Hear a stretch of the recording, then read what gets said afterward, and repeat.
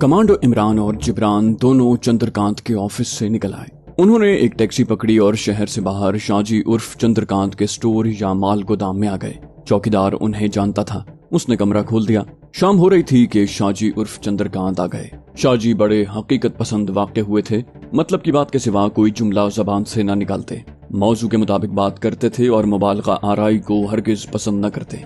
गोदाम के कमरे में दाखिल होते ही उन्होंने दरवाजे के किवाड़ बंद करके कुंडी लगा दी और बोले, अब बताओ तुम्हारी खुफिया स्कीम क्या है। इमरान ने मुख्तसर लफ्जों में सब कुछ बयान कर दिया कि कश्मीर में कारगिल फ्रंट पर भारतीय फौज ने बड़ा हमला शुरू किया हुआ है और अपनी सारी आर्टिलरी रेजिमेंटें कारगिल सेक्टर में बटालिक और दरास के इर्द गिर्द ले आया है और अब वहाँ उसका गोला बारूद खत्म हो रहा है और वो बाहर से यानी जनूबी अफ्रीका और इसराइल के ममालिक से कई टन गोला बारूद मंगवा रहा है और इसराइली मर्चेंट नेवी का एक जहाज जिसका नाम सेंट जोसेफ है, ये तमाम गोला बारूद लेकर भारत के लिए रवाना हो चुका है। ये जहाज मेडागास्कर से चला है और जनूबी भारत के मगरबी साहिल की बंदरगाह त्रिवेंद्रम की गोदी के साथ आकर लग जाएगा। वहां से गोला बारूद एक स्पेशल फौजी गाड़ी के जरिए कारगिल के महाज पर पहुंचा दिया जाएगा। हमारा मंसूबा ये है कि उस जहाज को उस वक्त समंदर में गर्क कर दिया जाए जब ये त्रिवेंद्रम की बंदरगाह में लंगर अंदाज हो, क्योंकि अगर ये गोला बारूद भारतीय फौज के पास पहुंच गया तो कश्मीरी मुजाहिदीन के मिशन को शदीद नुकसान पहुंचने का अंदेशा है।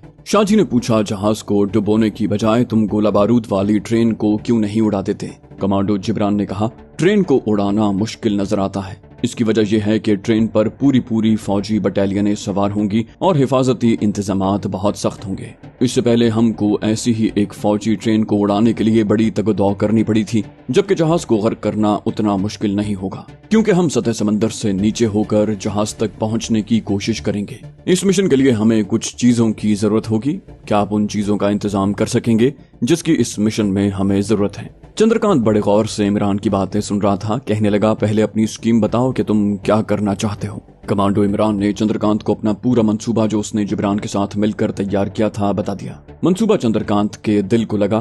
कहने लगा, मंसूबा बहुत कारआमद है, लेकिन कामयाबी के इम्कानात सिर्फ 5% हैं। इमरान ने कहा, फौजी स्पेशल ट्रेन को उड़ाने में कामयाबी के इम्कानात इससे भी कम हैं और फिर अगर हम जहाज को गर्क करने में कामयाब हो जाते हैं तो उसके साथ जहाज का सारा गोला बारूद भी गर्क हो जाएगा। चंद्रकांत ने कहा, ये तुम ठीक कह रहे हो, लेकिन ऐसे जहाज को गर्क करना जिसमें भारत के फौजी यूनिटों और तोपों के लिए कई टन गोला बारूद लदा हुआ हो, इतना आसान काम नहीं है। इमरान बोला, मैंने कब कहा कि ये कोई आसान काम है? हम तो इस मिशन पर खुदकुशी की मुहिम समझकर निकलेंगे, लेकिन आपके ताउन के बगैर हम कुछ नहीं कर सकेंगे। चंद्रकांत खामोश हो गया। जिब्रान ने कहा, सर, इस मिशन के लिए हमें बहुत से लवाजिमात की जरूरत होगी। सबसे पहले हमें इंतहाई ताकतवर और इंतहाई धमाका खेज टाइम बमों की जरूरत होगी। उसके अलावा हमें गोताखोरी के सूट भी चाहिए। चंद्रकांत यानी शाहजी ने पूछा, मुझे बात मुख्तसर करके बताओ कि मैं तुम्हारे लिए क्या कर सकता हूँ। कमांडो इमरान कहने लगा, हमारा ये मिशन दोस्त मुल्क की खुफिया आबदोज की मदद के बगैर कामयाब नहीं हो सकता और खुफिया आबदोजों से आप ही राब्ता पैदा कर सकते हैं। ये वही आबदोज हैं जिसने हमें एक अंधेरी रात में गुजरात काठियावाड़ के साहिल पर पहुंचाया था ताकि हम आपके पास पहुंच सकें। चंद्रकांत यानी शाहजी सोच में पड़ गए। थोड़ी देर के बाद बोले, ये जहाज जो जनूबी अफ्रीका से गोला बारूद की भारी मिकदार लेकर भारत आ रहा है, त्रिवेंद्रम कब पहुंचेगा? क्या इस बारे में तुम लोगों को कुछ इल्म है? कमांडो इमरान ने कहा, हतमी तारीख का किसी को इल्म नहीं। हमारा अंदाजा है कि ये जहाज जिसका नाम सेंट जोसेफ है, इसी हफ्ते के अंदर अंदर भारत के मगरबी साहिल की बंदरगाह त्रिवेंद्रम पहुंच जाएगा। चंद्रकांत यानी शाहजी बोले, अच्छी बात है, मैं खुफिया आबदोज वालों से आज रात ही राब्ता पैदा करता हूँ, फिर उनकी तरफ से जो जवाब मिलेगा वो मैं तुम लोगों को बता दूंगा। कमांडो जिब्रान ने कहा, सर, आप उन्हें पूरी बात समझा दीजिए कि ये मिशन किस कदर अहमियत का हामिल है और इसकी कामयाबी पर कारगिल सेक्टर में कश्मीरी मुजाहिदीन की कामयाबी का इन्हिसार है। चंद्रकांत यानी शाहजी ने कदरे तलखी से कहा, तुम क्या समझते हो कि मैं कोई बच्चा हूँ, कोई अनाड़ी हूँ? मुझे नहीं मालूम कि ये मिशन कश्मीरी मुजाहिदीन और खुद हमारे लिए किस कदर अहमियत का हामिल है। कमांडो इमरान ने जिब्रान को खामोश रहने का इशारा किया।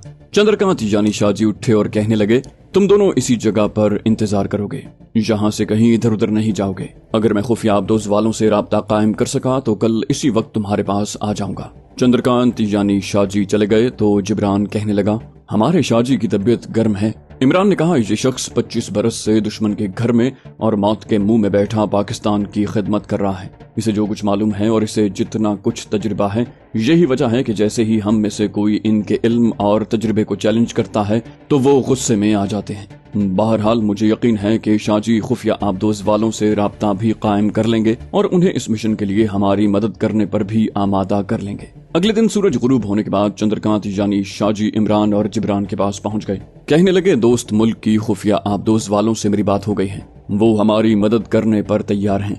ये इत्तला उन्हें भी मिल चुकी है कि इसराइल का एक मर्चेंट जहाज भारत के लिए गोला बारूद की भारी मिकदार लेकर आ रहा है और वो 6 दिन के बाद भारत की मगरबी बंदरगाह त्रिवेंद्रम पर लंगर अंदाज होगा। मैंने आबदोज के कप्तान को तुम्हारी जरूरत से आगाह कर दिया है। उनका कहना है कि तुम लोगों को आबदोज में हर शय मिल जाएगी।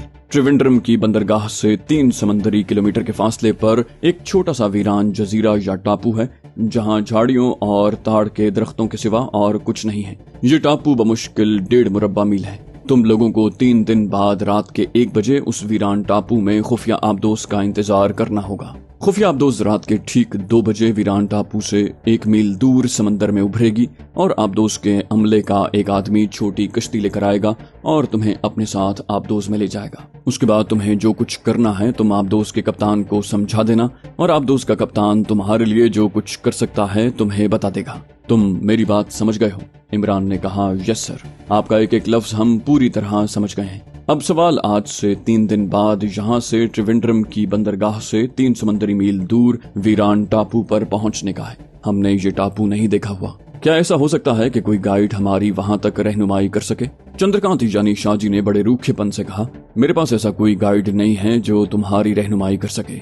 ये काम तुम्हें खुद ही करना होगा और खुद ही खतरा मोल लेकर और अपनी अकल से काम लेकर वीरान टापू तक पहुंचना होगा। मैं तुम्हें नक्शे पर वीरान टापू दिखा दूंगा। त्रिवेंद्रम तक तुम खुद ही जाओगे और आगे वीरान टापू पर भी तुम खुद ही अपनी अकल से काम लेकर पहुंचोगे। तुम यहाँ से चलने की तैयारी शुरू कर दो। त्रिवेंद्रम यहाँ से काफी दूर है। मैं तुम्हारे टिकट भी खरीद लूंगा और तुम्हें ट्रेन की रवानगी का वक्त भी बता दूंगा। यहाँ भावनगर से तुम्हें अहमदाबाद जाना होगा। अहमदाबाद से तुम्हें त्रिवेंद्रम जाने वाली ट्रेन मिलेगी। तुम समझ गए हो? इमरान ने कहा, यस सर, मैं समझ गया। चंद्रकांत ने जिब्रान की तरफ देखकर पूछा, और तुम भी समझ गए हो? जिब्रान ने फौरन कहा, यस सर, मैं भी समझ गया हूँ। चंद्रकांत उर्फ शाहजी ने कहा, ठीक है, अब मैं चलता हूँ। मैं कल नहीं आऊंगा, परसों शाम को आऊंगा और तुम्हारे लिए टिकट लेता आऊंगा। खुदा हाफिज। चंद्रकांत उर्फ शाहजी उठे और कमरे से निकल गए। 2 दिन कमांडो इमरान और जिब्रान ने उसी शहर भावनगर से दूर तन्हा जगह पर गुजारे। दोनों सब्र और तहम्मुल के साथ सब्र करना और इंतजार करना जानते थे। तीसरे दिन शाम को वादे के मुताबिक चंद्रकांत यानी शाहजी आ गए। अहमदाबाद से त्रिवेंद्रम तक के 3rd क्लास के 2 टिकट उन्होंने इमरान के हवाले किए और कहने लगे, यहाँ से तुम सुबह 6 बजे की ट्रेन से अहमदाबाद रवाना होगे। अहमदाबाद से दिन के 11 बजे तुम लोग कोचेन त्रिवेंद्रम एक्सप्रेस पकड़ोगे, जो तुम्हें रात को त्रिवेंद्रम पहुंचा देगी। तुम त्रिवेंद्रम के किसी मामूली से होटल में ठहरोगे और अपने आप को किसी कंपनी का एजेंट जाहिर करोगे। अगला दिन तुम होटल में गुजारोगे। उसी दिन शाम को तुम त्रिवेंद्रम की बंदरगाह के जुनूब की जानिब माहीगिरों की एक बस्ती से कश्ती लेकर 3 किलोमीटर के फासले पर समंदर के वीरान टापू में जाओगे और उसके बाद वहीं रहोगे। रात के 1 बजे के बाद किसी भी वक्त तुम्हें मगरिब की तरफ समंदर में एक सुर्ख बत्ती जलती बुझती नजर आएगी। ये हमारे दोस्त मुल्क की खुफिया आबदोज होगी, जिसकी पेरिस्कोप के ऊपर लगी हुई छोटी सी सुर्ख बत्ती तुम्हें अपनी आमद का सिग्नल दे देगी। 5-5 मिनट के वक्फे के बाद ये सुर्ख बत्ती 3 बार तुम्हें सिग्नल देगी। उसके जवाब में तुम भी आबदोज की तरफ टॉर्च की रोशनी 3 बार डालोगे। उसके फौरन बाद तुम्हें भी टॉर्च की रोशनी बंद कर देनी होगी और तुम्हारी टॉर्च का सिग्नल मिलने के बाद आबदोज की सुर्ख बत्ती भी बुझ जाएगी। फिर आबदोज की समझ से आबदोज के अमले का एक आदमी रबड़ की कश्ती लिए टापू के साहिल पर आएगा और तुम दोनों को साथ लेकर वापस आबदोज पर ले जाएगा। जो कुछ मैंने कहा है तुम अच्छी तरह समझ गए हो? इमरान ने और जिब्रान ने बैक जबान होकर कहा, जी पूरी तरह समझ गए हैं। चंद्रकांत उर्फ शाहजी ने कहा, ठीक है, अब जो कुछ करना है आबदोज के कप्तान की रहनुमाई में तुम दोनों को खुद ही करना होगा। अगर तुम इस कमांडो ऑपरेशन में जिंदा बच गए तो मुझे आकर रिपोर्ट दोगे कि तुम्हारा मिशन कामयाब रहा है या नहीं। उसके बाद शाहजी ने कोई बात न की और सिर्फ इतना कहकर चले गए कि अब मैं चाहता हूँ, जाओ और अपनी ड्यूटी पूरी करो। शाहजी अपनी ड्यूटी पूरी करके चले गए और अब कमांडो इमरान और कमांडो जिब्रान की ड्यूटी शुरू हो गई। उन्होंने रात का खाना खाया और अपने दिमाग को ये हुक्म देकर कि हमें सुबह 4 बजे जगा देना, सो गए। उन्हें तरबियत के दौरान इसकी बड़ी मशक करवाई गई थी। वो अपने दिमाग को रात को सोने से पहले जिस वक्त जगाने का कहते वो उन्हें जगा देता। कभी कभी उन्हें महसूस होता कि उनके अंदर कोई और आदमी बैठा है जो रात को भी जागता रहता है, या कम से कम उस वक्त जाग रहा होता है जब वो सो रहे होते हैं। ठीक 4 बजे सुबह दोनों की अपने आप आंख खुल गई। उन्होंने जल्दी जल्दी मुंह हाथ धोया। रात के खाने के साथ जो शहद उन्हें दिया गया था वो थोड़ा सा बच गया था। उन्होंने उसे पानी में घोलकर एक एक गिलास पिया और बहावनगर के रेलवे स्टेशन पर पहुंच गए। अहमदाबाद जाने वाली ट्रेन वक्त पर उन्हें लेकर अहमदाबाद रवाना हो गई। अहमदाबाद से उन्हें कोचैन त्रिवेंद्रम एक्सप्रेस ट्रेन मिल गई। वो उसके अलग अलग कंपार्टमेंट में सवार हो गए और ट्रेन त्रिवेंद्रम की तरफ रवाना हो गई। काफी लंबा सफर था। इस सफर का शाहजी यानी चंद्रकांत का अंदाजा भी सही नहीं था। उन्होंने कहा था कि तुम शुरू रात त्रिवेंद्रम पहुंच जाओगे, मगर ट्रेन ने सारा दिन और सारी रात ले ली और दूसरे दिन दोपहर के बाद त्रिवेंद्रम पहुंची। फरवरी मार्च के दिन थे, मगर भारत के जुनूब में गर्मी थी और स्टेशन के सारे पंखे चल रहे थे। उन्होंने वहीं स्टेशन के करीब एक मामूली से होटल में एक कमरा किराए पर ले लिया और आधा दिन वहीं गुजार दिया। सूरज गुरूब होने से जरा पहले वो होटल से निकलकर शहर के जुनूब की तरफ साहिल समंदर के साथ चल पड़े। काफी दूर चलने के बाद शाहजी के कहने के मुताबिक एक जगह माहीगीरों की झोंपड़ियां दिखाई दी। उन्होंने एक कश्ती किराए पर लेकर माहीगीर मल्लाह को साथ ले लिया और वीरान टापू की तरफ सफर शुरू कर दिया। सूरज आहिस्ता आहिस्ता मगरिब की तरफ झुकता चला जा रहा था कि वो समंदर के बीच में एक छोटे से जजीरे पर उतर गए। मल्लाह कश्ती लेकर वापस चला गया। जजीरा छोटा सा था, दूसरा किनारा साफ नजर आ रहा था। ये बेज़वी जजीरा था। उसके इर्द गिर्द समंदर था। ताड़ के दरख्त कहीं कहीं खड़े थे। ताड़ के दरख्त बिल्कुल बिजली के खंभों की तरह होते हैं और तने बिल्कुल साफ होते हैं। सिर्फ ऊपर जाकर दरख्त की नारियल की शाखों जैसी 10-12 शाखें बाहर को निकली होती हैं। उस दरख्त की टहनी काटकर उसके आगे मिट्टी की हांडी बांधकर देहाती लोग ताड़ी भी तैयार करते हैं। सुबह हांडी उतार लेते हैं, उसमें दही की लस्सी की तरह गाढ़ी ताड़ी जमा होती है। हमने ये ताड़ी मद्रास के इर्द गिर्द के एक जंगल में पी थी। ताजा ताड़ी की तासीर ठंडी होती है, उसमें नशा बिल्कुल नहीं होता। उसमें पानी डालकर उसको अमले तबखीर में से गुजार कर उसकी ताड़ी बनाई जाती है। फिर उसमें बड़ा सख्त नशा हो जाता है और पीने वाले के तौर बतौर घूम जाते हैं। जनूबी हिंद, बर्मा और श्रीलंका के देहाती और शहरों के रिक्शा चलाने वाले मेहनती मजदूर लोग ताड़ी बड़े शौक से पीते हैं। रंगून की एक स्ट्रीट में एक दुकान हुआ करती थी। हमने वहाँ बर्मी और मद्रासी औरतों को भी गली में बैठकर मिट्टी के प्यालों में नमकीन चनों के साथ ताड़ी पीते देखा। इमरान और जिब्रान दोनों कमांडो दोस्त उस मुख्तसर से वीरान टापू में समंदर के साहिल के पास मगरिब की तरफ रुख करके बैठ गए। उसी रोज आधी रात के बाद यानी 1 बजे के बाद वहाँ से कुछ फासले पर दोस्त मुल्क की आबदोज ने सुर्ख बत्ती रोशन करके सिग्नल देना था। एक छोटी टॉर्च कमांडो इमरान ने अपने पास रख ली थी। उस टॉर्च को रोशन करके कमांडो इमरान ने आबदोज के कप्तान को जवाबी सिग्नल देना था। सूरज गुरूब हो गया। समंदर पर शफक की सुर्ख रोशनी फैल गई। फिर ये रोशनी आहिस्ता आहिस्ता स्याह होती गई और रात पड़ गई। आसमान पर सितारे निकल आए। वीरान टापू की झाड़ियों में झींगर और दूसरे अजीबोगरीब सीटियों की आवाजों वाले कीड़े मकोड़े बोलने लगे। समंदर की लहरों के सिवा वहाँ कोई आवाज नहीं थी। लहरें समंदर में दूर दूर से आकर साहिल पर चढ़कर कुछ दूर तक रेत पर जाती और सफेद झाग और घूंगे सीपियां वगैरह छोड़कर वापस चली जाती। समंदर से साहिल की तरफ तेज हवा चल रही थी। चंद्रकांत उर्फ शाहजी के मुखबर की इत्तला के मुताबिक 2 रोज के बाद गोला बारूद वाले बहरी जहाज को त्रिवेंद्रम की गोदी पर आकर लगना था। ये 2 दिन उन कमांडो दोस्तों को आबदोज के आ जाने की सूरत में आबदोज के अंदर ही गुजारने थे। आबदोज के कप्तान के साथ राब्ता करके शाहजी ने उनके मिशन के बारे में सब कुछ बता दिया था और आबदोज के कप्तान से कह दिया था कि वो दोनों कमांडोज को उनकी जरूरियात का सामान मुहैया कर दे। कप्तान ने दोस्ती का सबूत देते हुए वादा कर लिया था कि कमांडो इमरान और कमांडो जिब्रान को उनकी जरूरत की हर शय सप्लाई कर दी जाएगी। दोनों कमांडो दोस्त समंदर के किनारे एक जगह झाड़ियों के पास समंदर की तरफ एक खास समत को मुंह करके बैठ गए। जब उनकी कलाई पर बंधी हुई घड़ियों ने रात के 10 बजाए तो उन्होंने अपने साथ केलों के पत्तों में लपेट कर लाए हुए चावल खाए, थर्मस में से पानी पिया और रात के 1 बजे का इंतजार करने लगे। वीरान टापू रात की तारीकी में सुनसान था। रात गहरी हुई तो झींगरों वगैरह की आवाजें बिल्कुल बंद हो गईं। ये चीज उनकी समझ में नहीं आई कि झींगरों और दूसरे कीड़े मकोड़ों ने बोलना क्यों बंद कर दिया। रात गुजरती चली गई। 11 बजे, फिर 12 बज गए। दोनों अपने मिशन के बारे में बातें करते रहे। जब रात का 1 बज गया तो दोनों होशियार होकर बैठ गए। अब किसी भी वक्त दूर से आबदोज की सुर्ख बत्ती सिग्नल दे सकती थी। आबदोज ने 5-5 मिनट के वक्फे से 3 बार सुर्ख बत्ती का सिग्नल देना था। यही उन दोनों का खुफिया कोड और पासवर्ड था। ठीक रात के 1:15 बजे समंदर में कुछ फासले पर सतह समंदर से 2-3 गज की बुलंदी पर एकदम सुर्ख बत्ती दोबारा रोशन होकर बुझ गई। टॉर्च कमांडो इमरान के हाथ में थी। उसने फौरन टॉर्च को ऊपर करके और उसका रुख आबदोस की तरफ करके दोबारा टॉर्च रोशन करके जवाबी सिग्नल दिया। सुर्ख बत्ती बुझ गई। पूरे 5 मिनट के बाद आबदोस की जानिब से दोबारा सुर्ख बत्ती का सिग्नल दिया गया। इमरान ने इस बार टॉर्च दोबारा रोशन करके सिग्नल का जवाब दे दिया।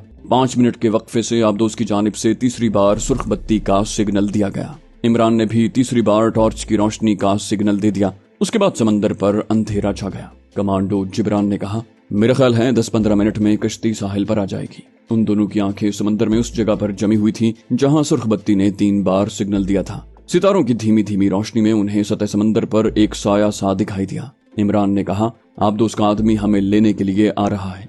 जिब्रान ने जवाब दिया, खुदा करे वही हो। कमांडो इमरान ने कहा, वही होगा, और झाड़ियों में से उठकर रेत पर उस जगह आ गया जहां समंदर की लहरें आकर वापस चली जाती थीं। कमांडो जिब्रान भी उसके साथ ही था। इंसानी साया आहिस्ता आहिस्ता करीब आ रहा था। वो छोटी सी कश्ती में बैठा चप्पू चला रहा था। इमरान ने टॉर्च उसकी तरफ करके दोबारा रोशन की। ये आबदोस के अमले का सेलर था। उसने टॉर्च की रोशनी देखी और कश्ती को उसी तरफ ले आया। चंद लम्हों के बाद वो रबड़ की कश्ती में से उतरकर उसे खींचता हुआ इमरान और जिब्रान के पास ले आया। आबदोस के उस मल्लाह यानी सेलर की हम कौमियत नहीं बताएंगे कि उसका ताल्लुक किस मुल्क से था। उस आदमी ने अंग्रेजी में इमरान और जिब्रान से उनके नाम पूछे। इमरान और जिब्रान ने बारी बारी अपने नाम बताए। ये वही नाम थे जो मल्लाह को आबदोस के कप्तान ने बताए थे। उसने अंग्रेजी में कहा, मेरी कश्ती में बैठ जाओ। दोनों कमांडो दोस्त रबड़ की कश्ती में बैठ गए और कश्ती साहिल से खुले समंदर की तरफ चल पड़ी। समंदर में 2 कोस तक सफर करने के बाद कमांडो इमरान और जिब्रान ने कुछ दूरी पर आबदोस को देखा जो समंदर से बाहर निकली हुई थी। उसके अर्शे के जंगले के साथ लगकर 2 आदमी खड़े थे।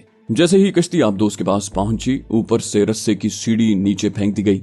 कश्ती का कॉक खोलकर उसकी हवा निकाल दी गई और तीनों आदमी यानी कमांडो जिब्रान, इमरान और आबदोस का मल्लाह सीढ़ी चढ़कर आबदोस के ऊपर आ गए। वो दोनों आदमी खुले ढकने के अंदर उतर गए। उसके पीछे इमरान और जिब्रान, और जो आदमी उन्हें कश्ती में बिठाकर लाया था वो भी आबदोस में उतर गया। आबदोस के कप्तान ने अंग्रेजी में कमांडो इमरान और जिब्रान को खुशामदीद कहा। वो उन दोनों को बखूबी जानता था। उस कप्तान ने दोनों कमांडो दोस्तों को एक अंधेरी रात में गुजरात काठियावाड़ के रनकच्छ वाले साहिल पर उतारा था। दोनों कमांडो के आबदोस में दाखिल होने के फौरन बाद आबदोस पानी में गोता लगाकर समंदर की गहराई में उतर गई। आबदोस के कप्तान को बाज खुफिया जराए से दोनों दोस्तों के कमांडो मिशन से आगाह कर दिया गया था। आबदोस के समंदर में गोता लगाने के बाद कप्तान कमांडो इमरान और कमांडो जिब्रान को अपने खास कैबिन में ले गया।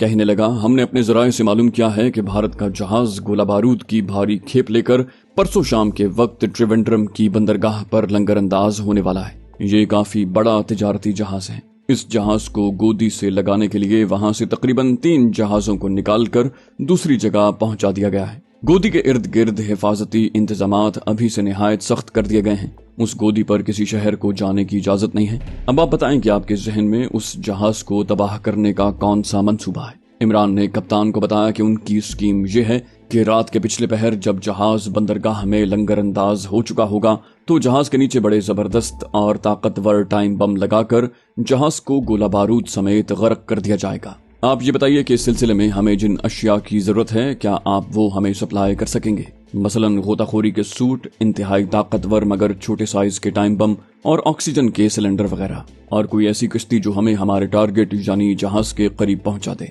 कप्तान कहने लगा, उसकी आप फिक्र छोड़ दें, ये तमाम चीजें आपको बिल्कुल तैयारी की हालत में मिलेंगी। हमारे पास एक ऐसी सिगार नुमा कश्ती है जिस पर आप ऐसे बैठ जाएंगे जैसे किसी घोड़े पर बैठा जाता है। ये सिगार नुमा कश्ती पानी के अंदर ही अंदर जहाज के पैंदे तक पहुंच जाएगी। समंदर की सतह पर चलने वाली कश्ती जहाज की सर्च लाइट में नजर आ जाएगी।